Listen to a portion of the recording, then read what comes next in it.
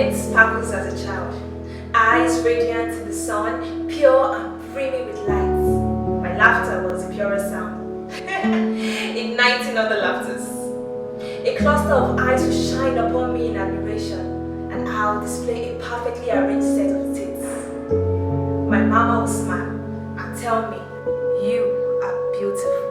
I'll smile when she speaks of my charm, and giggle as my papa carried me high up in the sky, floating in joy and admiration. Oh, the excess gifts that followed whenever I passed my papers, and the whispers of how gifted I was, the satisfaction of being out of the crowd, and the praises of inside out singing, "She's so beautiful."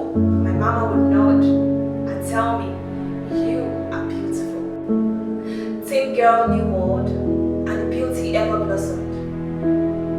Only this time, beauty resembled ugliness. The ugliness of character that soiled whatever good was left, followed by the disapproving frowns of relatives that now replaced previous smiles.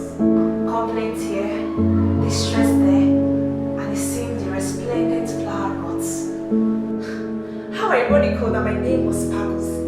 Sparkles in what? Oh, yes.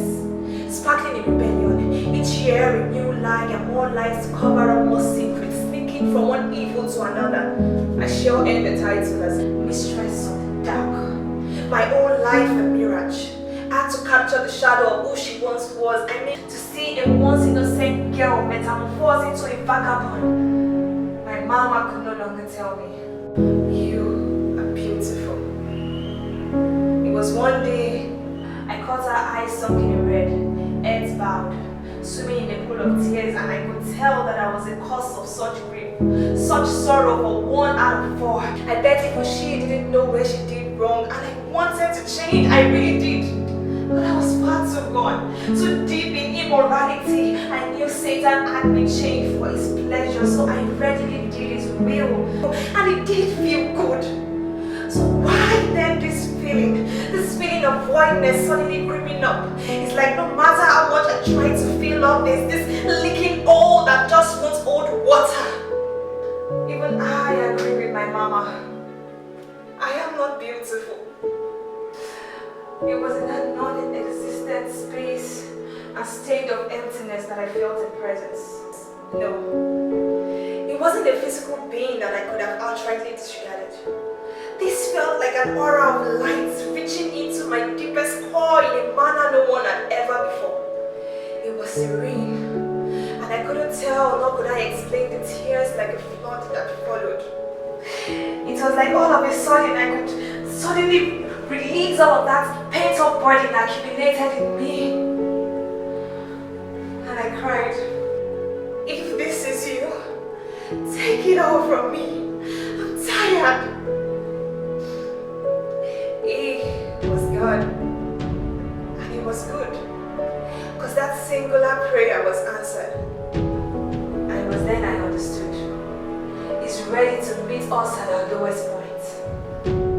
I bluntly told him, "I've lived for the devil. I've ravished all of the good that was ever in me, and I am far too gone to even return." It was his calmness that surprised me, and his response that followed. "You've lived for the devil, now live for me." "Yes, I know you've gone, so now just return. I'll clean your mess up, that's what I'm here for. Let me make you beautiful again, the kind that won't ever fade. Let me rewrite your ways to fit your new name."